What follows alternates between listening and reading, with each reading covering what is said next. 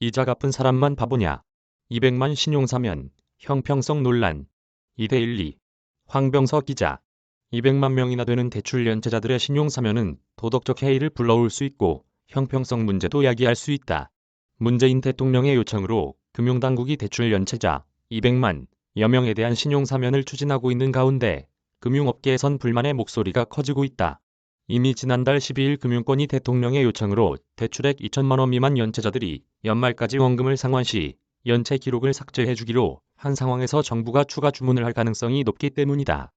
특히 이달 말 종료되는 코로나19 금융지원 프로그램 세 번째 연장이 유력시되면서 금융업계는 정부가 내년 선거를 앞두고 신용사면, 대출 연장 등 여론을 만들고 있다고 반발하고 있다. 문재인 대통령은 지난 6일 고승범 신임 금융위원장에게 임명장을 수여하는 자리에서 코로나19로 인한 연체자 200여만 명이 빠짐없이 혜택받을 수 있도록 신용사면을 철저히 준비하라고 지시했다. 신정환, 이달 2일 이력정보 제안 의결 절차 진행. 대통령은 연이은 지시에 금융당국은 신용사면 추진에 속도를 내고 있다. 신용정보원은 이달 2일 신용정보집중관리위원회를 열고 200만여 명의 연체자, 이력정보를 금융사 간 공유하지 못하게 제한하는 의사결정 의결 절차를 밟았다. 신용정보원 관계자는 지난 8월 금융업계와의 자율규제 협약을 근거로 정보 활용 공유를 제인하는 근거를 마련했다면서 10월 12일부터 시행할 예정이라고 덧붙였다. 앞서 지난달 12일 전 금융업권협회와 중앙회, 한국신용정보원, 신용정보사 등 20개 기관은 코로나 피해 계층의 신용회복 지원 협약을 체결한 바 있다. 대상자는 지난해 1월 1일부터 지난 8월 31일까지 2천만 원 이하를 연체한 뒤 올해 12월 31일까지 전액 상환한 개인과 개인사업자다. 금융권은 이들에 대해 대상 연체 이력 정보를 공유하지 않고 신용평가사의 신용평가에도 반영하지 않기로 했다. 앞서 문 대통령이 지난 7월 20일 참모회의에서 코로나로 인한 채무연체자의 신용회복 지원 방안을 마련하라고 지시한 데 따른 후속 조치였다. 신용정보원은 개인 대출자를 기준으로 약 230만 명의 장단기 연체 이력 정보 공유, 활용이 제한될 것으로 추정했다. 이에 따라 200만 명의 신용점수가 평균 34점 상승할 것으로 봤다. 코로나19 대출 연장 가능성까지. 업계 부글부글.